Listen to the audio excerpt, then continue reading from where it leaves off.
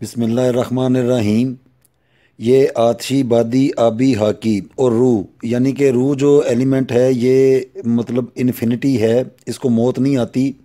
تو آتشی، بادی، آبی، ہاکی یہ چار اربع عناصر ہیں، بڑے اہم اور خاص ترین۔ کوئی بھی جاندار ان کے بغیر رہ نہیں سکتا، اور ان چار عناصر کی وجہ سے ہی ہم زندہ رہ پاتے ہیں۔ اس کے علاوہ آگے بے شمار چیزیں ہیں۔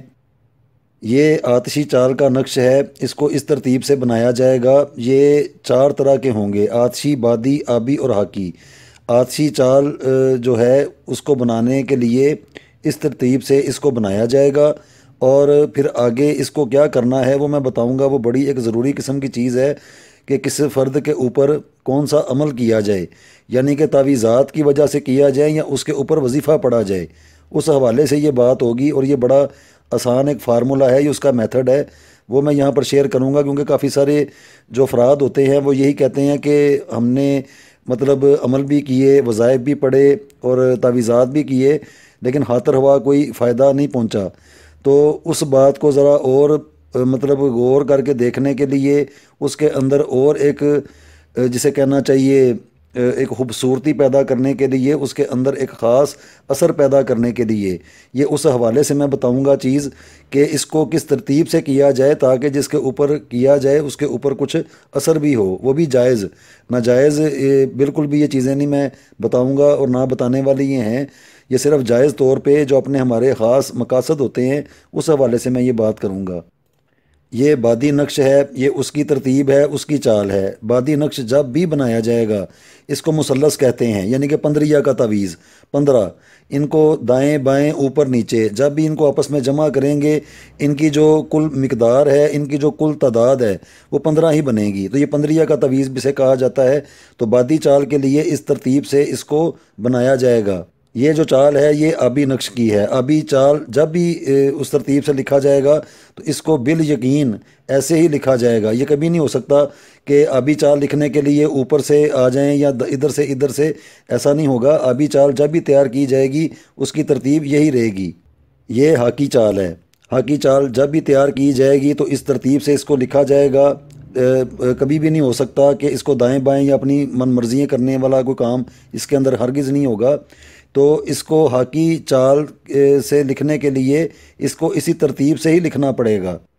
یہ جو ہے یہ روح ہے۔ روح مطلب کسی کی بھی روح ہو، ہم بھی ذی روح ہیں، ہمارے اندر اللہ سبحانہ و تعالیٰ نے روح جو ہے اس کو ڈالا ہوا ہے۔ یہ چار چیزوں سے ہمارا جسم بنا ہوا ہے: خون، بلغم، سودا، صفرا۔ یہ چار چیزوں کی بناوٹ ہے، اس کے اندر روح رہتی ہے، اور ہم چار چیزوں کے محتاج ہیں: آگ، ہوا، پانی اور مٹی کے۔ یہ جو گفتگو ہے میری یہ فن عملیات کی بنیاد کے اوپر میں کرتا ہوں۔ اس کا اگر کوئی حوالے یا ثبوت مانگے گا تو ٹھیک ہے، روح کا تو مل جائے گا، وہ قرآن پاک کے اندر بھی موجود ہے کہ یہ روح کیا ہے، تیرے رب کی طرف سے ایک امر ہے۔ تو اس کے علاوہ اور بھی کافی ساری دنیا داری کے اندر استعمال کرنے والی جو چیزیں ہوتی ہیں، استعمال کرنے والے جو میتھڈ ہوتے ہیں، تو اس حوالے سے یہ بات جو ہے اس کو اس طریقے سے سمجھا جائے۔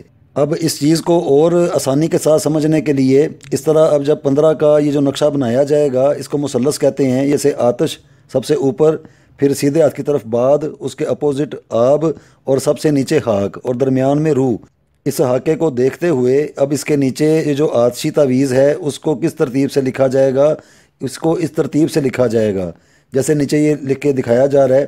اب اس کے بعد یہ جو بادی تعویذ ہے وہ آ گیا: آتشی، بادی، آبی اور ہاکی۔ اب یہ بنانے کا دکھانے کا مقصد کیا تھا، یعنی کہ آتشی، بادی، آبی، ہاکی، یہ جو نقش یہاں پر بنا کر دکھائے ہیں ان کا اصل میں جو مقصد ہے وہ کیا تھا؟ ان کا مقصد یہ تھا کہ کوئی بھی فرد ہو اس کے اوپر وظیفہ کرنے سے پہلے یا کوئی عمل کرنے سے پہلے یہ دیکھ لینا چاہیے کہ آیا اس کے اوپر کس چیز کا زیادہ غلبہ رہے گا۔ اس کا جو میتھڈ ہے کہ سب سے پہلے مثال میں دیتا ہوں، کسی فرد کا نام جاوید ہے، اس کی والدہ کا نام رضیہ ہے، یعنی کہ جاوید کے اوپر عمل کرنا ہے، اس کی والدہ کا نام رضیہ ہو گیا۔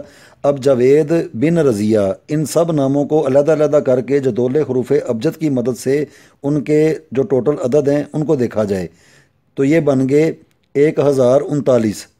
1039 کو 5 کے اوپر تقسیم کیا جائے گا۔ جب تقسیم کیا گیا تو 5 پہ تقسیم کرنے کے بعد 4 بچ گیا، تو جب 4 بچا تو اب جاوید بن رضیہ پر صرف ہاکی نقش جو ہے اس کو استعمال کیا جائے گا۔ ہاکی نقش کے ساتھ اس کا جوڑا بنانے کے لیے تاکہ اور زیادہ اثر کرے تو نہ تو وہ آتشی بنے گا نہ وہ بادی بنے گا، اس کا جوڑا بنے گا آب کے ساتھ، پانی کے ساتھ، ایک ہاکی ہو جائے گا ایک آبی ہو جائے گا۔ ہاکی نقش کو لکھ کر زمین کے اندر دفن کر دینا چاہیے، جیسے مثال کے طور پہ اگر محبت کا کر رہے ہیں تو جو پھلدار درخت ہو اس کی جڑ میں دفن کر دینا چاہیے۔ بعض اوقات اور بھی مقاصد آ جاتے ہیں تو ان کو قبرستان میں بھی دفن کیا جاتا ہے، اور وہ جو آبی ہوتے ہیں ان کو پلایا بھی جاتا ہے، اور جہاں پر نم دار جگہ ہو یعنی کہ گیلی گیلی جو جگہ ہوتی ہے وہاں پر بھی اس کو رکھا جاتا ہے یا پانی میں بہایا جاتا ہے۔ تو یعنی کہ یہ بات ثابت ہو گئی کہ جاوید بن رضیہ کے اوپر جو نقش کیا جائے گا اس کا جوڑا اس شکل میں بنے گا کہ ہاکی اور آبی۔ اگر 2 بچ جاتا، مثال میں دے رہا ہوں یہاں پر کہ جاوید بن رضیہ یا جاوید بن نازیہ، اس طرح کے علیحدہ علیحدہ نام ہوتے ہیں، تو جب اسی میتھڈ کو اس کے اوپر کیا تو 2 بچ گیا، تو 2 بچا تو اس سے مراد کیا تھی؟ عنصر بادی۔ تو عنصر بادی جو ہے وہ اس کو کیا کیا جائے گا کہ ہوا میں لٹکایا جائے گا، یا اس کا فلیتا بنا کر اس کی جو ہوگی بتی ہوگی، فلیتا ہوگا، اس کو جلایا جائے گا۔ اب اس کا جوڑا بنے گا بادی کا آتش کے ساتھ، اس کا جوڑا نہ آبی کے ساتھ بنے گا نہ ہاکی کے ساتھ بنے گا۔ تو اس ترتیب سے اس بات کو سمجھتے ہوئے یہ دیکھ لینا چاہیے۔ اب مثال کے طور پہ ایک اور بات آ گئی کہ جاوید ہے یا اس کی والدہ کا نام کچھ اور ہو جاتا ہے، تو جب تقسیم کیا وہ 5 کے ساتھ برابر ہی تقسیم ہو گیا، پیچھے کچھ بھی نہیں بچا۔ تو جو پیچھے کچھ بھی نہیں بچا اس سے مراد ہے روح، جو 5واں سب سے پاورفل ایلیمنٹ ہے اس کائنات کا، تو 5واں ایلیمنٹ روح ہو گیا۔ یعنی کہ اس کے اوپر کوئی تعویذ نہیں کیا جائے گا، نہ آتشی نہ بادی نہ آبی نہ ہاکی، اس کے اوپر صرف وظیفہ پڑھا جائے گا۔